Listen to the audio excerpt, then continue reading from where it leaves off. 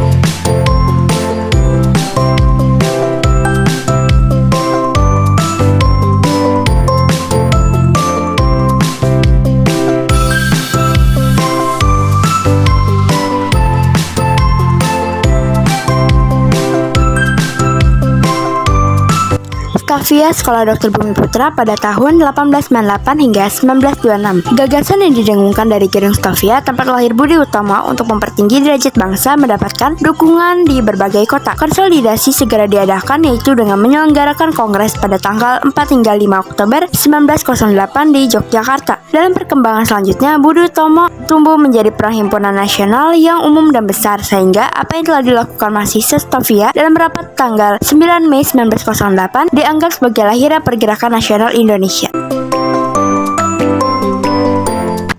Peranan pesantren dalam penyatuan bangsa pada abad ke-14. Salah satu cara menyiarkan Islam di Indonesia adalah melalui pendidikan di pesantren atau pondok yang diselenggarakan oleh guru-guru agama, kiai-kiai ataupun ulama. Kegiatan pesantren-pesantren beserta kiai-kiai dalam penyebaran agama Islam dan pengembangan pendidikan masyarakat mempunyai peranan penting dalam proses penyatuan bangsa. Romusya pada tahun 1942 hingga 1945.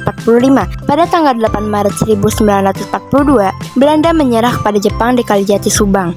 Untuk memenangkan perang, Jepang kemudian secara paksa mengerahkan seluruh tenaga dan kekayaan bumi Indonesia. Rakyat dikerahkan untuk melaksanakan kerja paksa pada objek vital dan sarana militer. Mereka mengalami siksaan dan tidak mendapat makanan yang cukup, dan akibatnya berpuluh-puluh ribu Romusya menemui ajal di tempat-tempat mereka bekerja. Pertempuran Jagaraga pada tahun 1848 hingga 1849. Pada tahun 1841, Belanda memaksakan penghapusan peraturan Taman Karang yang diakui sebagai lembaga hukum adat di Bali, tetapi ditolak oleh Buleleng dan Karangasem. Walaupun dalam serangan Belanda pada tahun 1840, Buleleng dan Karangasem dapat diduduki, namun semangat juang rakyat tetap berkorban dan mereka menyiapkan pertahanan di Jagaraga. Pertempuran di Mukapura dalam Jagaraga berakhir dengan gugurnya Saisipura yang lebih dikenal sebagai Puputan Jagaraga. Kartini pada tahun 1879 hingga 1904. Gerakan mengejar kemajuan pada akhir abad ke-19 terbukti dari kebutuhan akan pendidikan.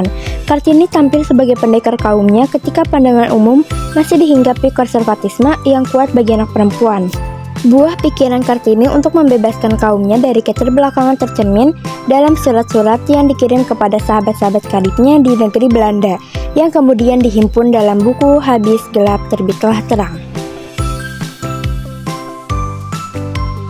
Perlawanan Sisingamangaraja pada tahun 1877 hingga 1907 dengan dalih bahwa Zending sering diganggu oleh pasukan Sisingamangaraja. Belanda melakukan ekspansi ke Tapanuli. Bentrokan pertama dengan Belanda terjadi pada tanggal 15 Februari 1878 setelah Sisingamangaraja memberi peringatan kepada pasukan Belanda agar meninggalkan Tapanuli. Perlawanan terhadap Belanda kemudian mendapat bantuan rakyat Aceh dan Minangkabau. Dalam pertempuran Tangga Batu dekat Balige pada tahun 1884, Sisingamangaraja dapat memukul mundur pasukan Belanda. That's all from me. Thank you.